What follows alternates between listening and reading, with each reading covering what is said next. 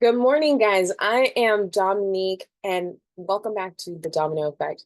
CEO of Domino Effects Group, where we provide financing, we provide access to capital, and also the strategies and tools and tricks and resources on how you can grow your business and how you can also be able to get that funding that you need to really grow and scale and get to the next step, right?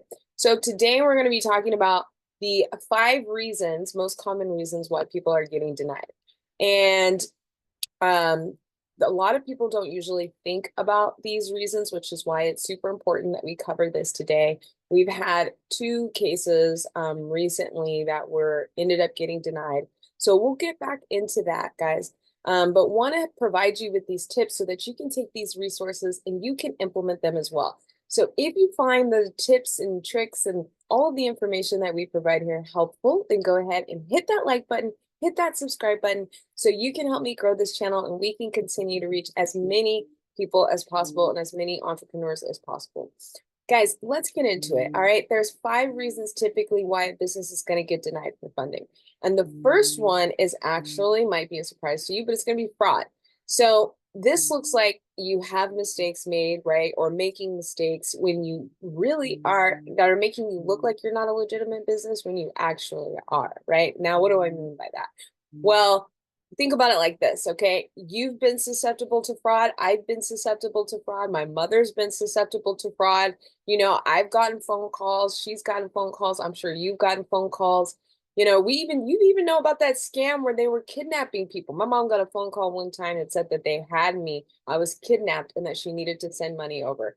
Isn't that crazy? So just think about that. I mean, you get emails all the time, right? Oh, I'm sick. I need money, all kinds of stuff, right? So imagine being a bank, guys. Put yourself in their shoes, right? Because that's what we talk about here, right? But how thinking like the investors think, like the banks think, like credit issuers. So put yourself in their shoes, guys. Okay. If we've been susceptible to fraud, think about that, right? They're literally inundated with all kinds of fraud daily on a daily basis, right? So they're looking at your when they're looking at your application, you have to make sure that everything on there is top notch, meaning it matches, right? So they're validating all of the information that you put in there, right? Meaning they're not just making sure that all of the lines are filled and you've checked off all the boxes, right? They're actually going and checking, right, the information that you put on there, right? So think about it like this. When we first start our business, we're entrepreneurs, okay?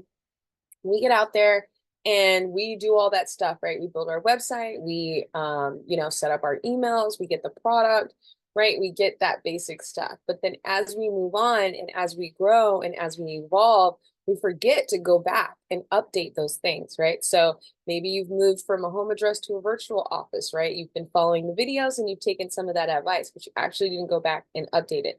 Or maybe you went and you got a different address, but you didn't actually go back to your bank and update it with your bank account. So, or you didn't go back to the Secretary of State and the IRS. So you have to go make sure and check across the board to make sure that everything is matching everywhere. Okay. So question, guys, when was the last time that you went and double checked all of your info? Okay. So go back, check your profiles, check your listings, check your bank accounts, all of your bank accounts, and check to make sure the addresses match. And that just puts you in a way better position. All right, number 2. Guys, with number 2, we're talking about credibility. All right, we talk about credibility, we talk about your foundation, how important that is when you're first going out to seek financing, right?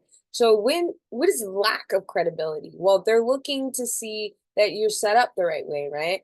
They're looking to see that you have all of the pillars that we talk about put in place, okay? Forbes magazine, Entrepreneur magazine, Inc. magazine, they all say the same thing, guys. One of the most important things that you could do for your business to get approved for better credit, better financing, better rates and terms is to have credibility. Okay, have this credibility. So I'll give you an example. Okay, SBA refers to a sole prop. Okay, somebody that's a sole prop is somebody that's experimenting with their business. Okay, they're experimenting with their business. That is what the SBA, in their own words, classifies that type of business, meaning they're thinking that you're just testing it out. So they're not even taking you seriously. Can you still file as a sole prop? Sure. But even though I know in California, and I'm in California, might be a little costly to set up a business, an LLC or corporation at times, make the investment in yourself because you will go back and you will have to make the change later, okay? But think about it like that. That's part of your credibility. Being a sole prop is not credible in their eyes, okay, from a lender, from a credit issue perspective, okay? Make sure that if you're a business that needs to have your license, you have them all up to date, you have your business bank accounts, okay? You don't want to be depositing into your personal or using third-party apps and then transferring them to your personal, right? You want to have that toll-free number. Ours is 888-488-4145. Have it listed. Now you know what they're going to see? They're going to see pass, pass, pass. They're going to be super happy, okay, guys? So that's number 2. And it also moves us into step 3. Do you have a history of paying your bills on time? Okay, if you have no history of paying your business bills on time, because that's what they're going to look to first, then they're going to go look at your personal just by default. Okay, they're going to immediately default to your personal. And as entrepreneurs, right, when we're first starting, a lot of us are taking risks. Okay, we're putting our personal credit on the line, right? Putting that, leveraging that to the max sometimes even. So what does that do? It hurts your credit score, drags it down, okay? We all believe in our business. We're all willing to invest in it, right? So what happens is you need to be able to show that your business can pay on time. And businesses are not looking at like your personal credit report, okay? You have an advantage if they look at your business credit report and you have a score and a profile, okay? If you have a business credit score and you show that you can pay your bills on time, you are winning right there, okay? But if you don't have if you are a business that's operating and you don't have any type of, they're going to give you an automatic failing score, okay? If you have no credit established, you're going to get an automatic failing score, guys. That's not what you want, all right? That's like when you go into the bank, right? If you don't know your NAICS code, they're going to pick it out for you. That's not what you want. You don't want somebody else making decisions over your life, right? That's why we became entrepreneurs. So make the decision. You have to decide, okay, how are you going to set this up? And when you do set it up, make sure you are paying your bills on time. Because with business credit, they're looking at days beyond term. That's exactly what that is, paying your bills on time. They want to make sure that they can trust you. All right. It's the same thing. If somebody was coming up to you and asking you for $10,000, $50,000, $100,000, right? You have questions for them and you're going to verify because you want to make sure that you can get your money back, right? But if you can't get a $10,000 credit card, they're going to ask, why would we give you $100,000, right? You have no history of making payments on time. You have no business credit cards. You have nothing. So why would we start off giving you 100,000, right? So what are they going to do? They're probably going to default to look to your personal. And on your personal, you're already over leveraged, right? So you're either going to get denied or you're going to get approved for way less terms. Your personal could only take you so far on your business. Have you guys experienced that yet? Have you know that feeling where you need something for your business, but you've already tapped out on your personal? It's because it's not meant to fund our business, okay? So take these notes, guys. But keep in mind you're probably only going to approve for small lines, small amounts, right? But you won't get those really large lines of credit and loans that you really need to help really scale your business, right? Number 4, applying for the wrong loan. All right, you guys, this one happens all the time because a business owner's job is to do their business, right? Conduct their business, grow their business, get more sales, get more customers, work on their business, right? What their job is not to do is know all of these types of financing that's available to them, right? So that's my job, okay, guys? So but what we can do is give you some information that you can work with in the meantime that will put you at an advantage. So I'm going to break down the different types of loans that you can get that will help you when you're looking in this process, okay? So there are loans that are based on cash flow. Those are called revenue-based financing, MCAs, which are merchant cash advances, term loans. these all require that you have some type of consistent revenue. So, 10,000 and more monthly, showing consistently increasing revenue is even better. Okay. 25,000 or more a month, even better. All right. But if you have no cash flow, then, and you're applying for this type of lender, you're going to automatically get denied. Okay. And if you're a startup and you have less than 5,000 in revenue, you have lots of NSFs, then you're going to want to stay away from these. Okay. Because if you're a startup, you probably don't have any revenue, right? So this one is not going to be for you. If you have less than 10,000 a month in revenue, this one's probably not going to be for you. If you have a lot of non-sufficient funds, this one's definitely not going to be for you. Okay. So that's the first category. Second category is collateral-based loans. Okay. We're talking anything like commercial real estate, residential real estate, 401ks, IRA, stocks, bonds, equipment, inventory, any of these assets, right, that you can actually leverage. Okay. If you don't have any of these, right, then you shouldn't be applying with a collateral-based lender. Okay. Now there's credit-based financing. This is the other category. Credit-based financing is if you have good personal credit, right? Hence it's in the name, guys.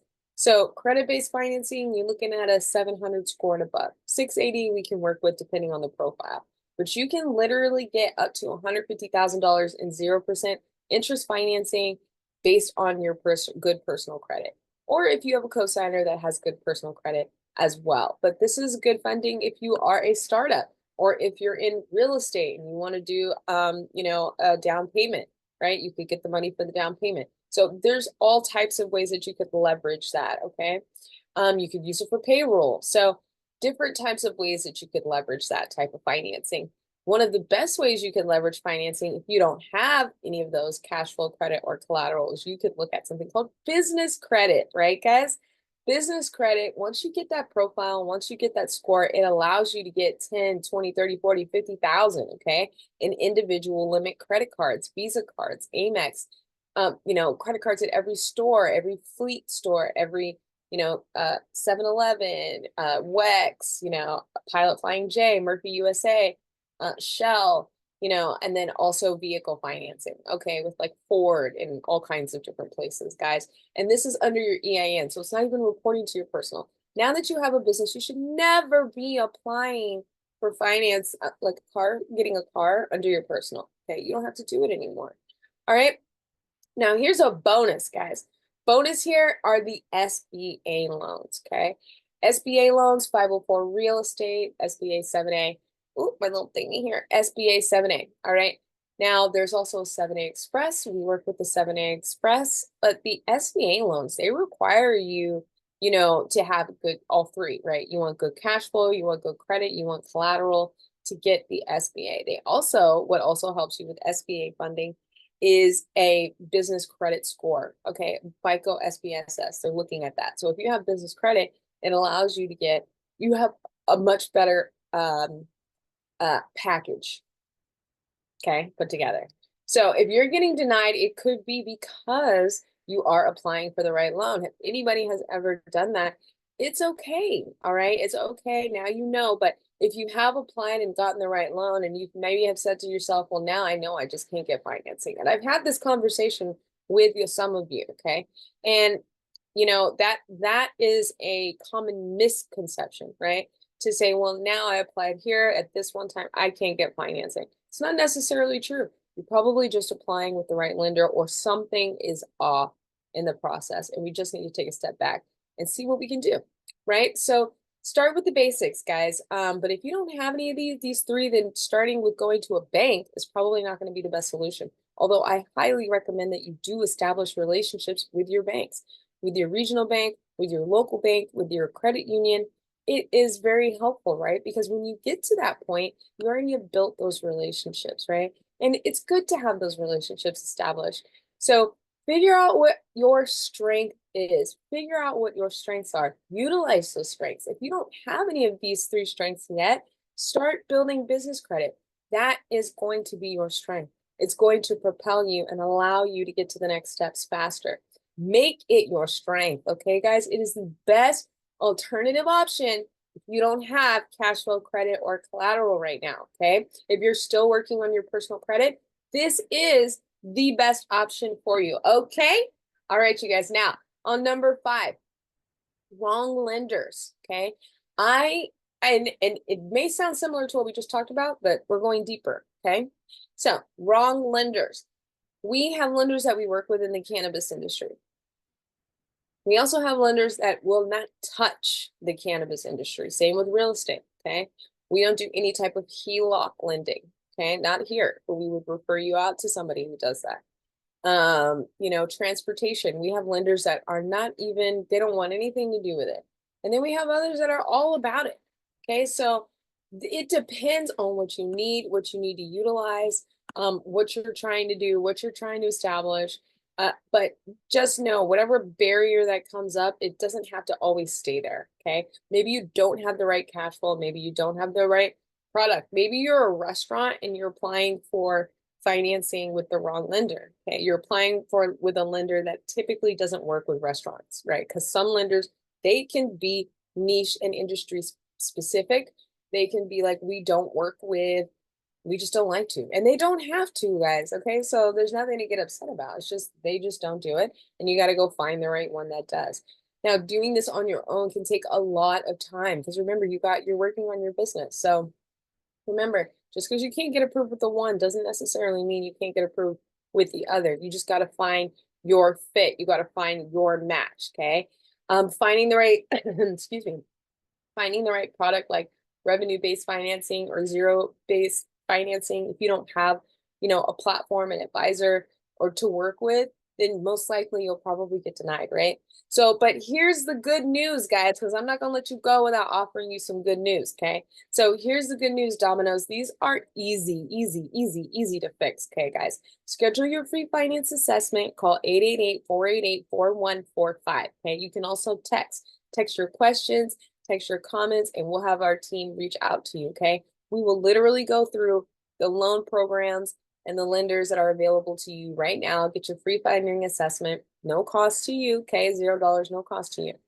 But now I want to point out 2 things before I let you go, because we're about to wrap up here, guys. We had some denials that were a little bit out of the norm, okay? So we had a denial, which we were actually very, very excited about.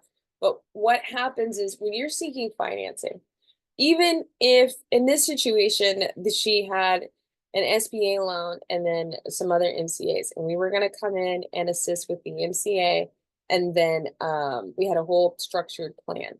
However, in the middle of this process, the client went and took out another MCA. If you go out and take out another loan while we're in the middle of this process, there's not, unfortunately for this situation, there was not much we could do. So we are going to, we have to let the client know, we took out the loan. There's not much we can do at this point. Now, that being said, she's going to get a full refund because she paid an application fee. When you're talking about lenders and, who charges an application fee and who doesn't, it depends on the lender. It depends. A lot of private capital lenders, a lot of private capital spaces, you're going to pay for your application fee. You're going to pay for your due diligence. You're going to take care of that fee. If you're going through just a revenue-based lender, typically you don't have to take care of that fee, and it's just a success fee on the end. But in her situation, she was paired up with one of our private lenders, so she paid an application fee. So she is going to get a full refund because we're not going to be able to move forward with getting her funded, which is unfortunate. And then so then we had another one, and these are all just to give you some feedback so that you stay up to date on, what you can do, right? Because we talked about 5 reasons you could get denied. We talked about fraud. We talked about lack of credibility. We talked about, does your business have a history of paying bills on time, right? We talked about applying for the right loan, and we also talked about applying with the wrong lenders. Then I just gave you a real life example of what can happen when you're already in the process and you can get denied. If you're already in the process of moving through and then you go out and you take another loan, that can mess up the process as well and cause another denial. So that is one example, okay? Guys, take the time here to just put in a little bit of effort, right? Put in a little bit of effort, do some research, stay committed, okay? Stay committed to the process, You've got this, okay? But thanks for tuning in. And we're going to wrap that up today. Next, we're going to be talking about, oh, so many really cool things, okay? We're going to be talking about writing a successful business plan. And then we also have our Let's Get You Funded webinar that's happening this Saturday. And then we also have our upcoming where we're doing vision boards. We're also doing our breakdown of the Show Her the Money show where we had over 100 attendees. So that was, a very, very exciting time. If you need help with getting questions on what you qualify for, then make sure that you're reaching out and you're calling 888-488-4145 and scheduling your free finance assessment. And guys, Domino's, thank you. Thank you for tuning in, okay? Hit that like button, hit that subscribe button. In entrepreneurship, it is often the smallest consistent moves when you're staying committed that are going to create the biggest impact for you. Okay. Now, whether that's doing follow-up emails, networking, doing these strategies, taking notes on these tips, downloading your step-by-step guide, your free step-by-step guide, that's going to help you secure your next round of funding. Okay. Here in the Domino Effect community, we believe that one step leads to another, and every win, no matter how small, starts with a momentum that's hard to stop, guys. You are never working alone. Every time you push forward, you're going to inspire that next entrepreneur to keep going. And that's the power of the domino effect, okay? So here, strive up, okay? We're striving up to line up our actions. We're searching for that breakthrough. Okay, guys, I know that you experience setbacks. I experienced setbacks myself. But even when, that domino does fall, even when a domino falls, it's setting up a new path forward. Okay, you're setting up a new path forward. We're turning challenges into opportunities and setbacks into setups for success. So ask yourself today, what domino are you going to set in motion? Okay, every move counts, family, and together we're going to build some momentum, okay? We're going to get to that massive success, not just for our individual businesses, but for everyone. So let's keep that momentum going, you guys. Give me a shout out, give me a like, give me a follow, give me a subscribe. Appreciate you all. Thank you all, and have a wonderful day.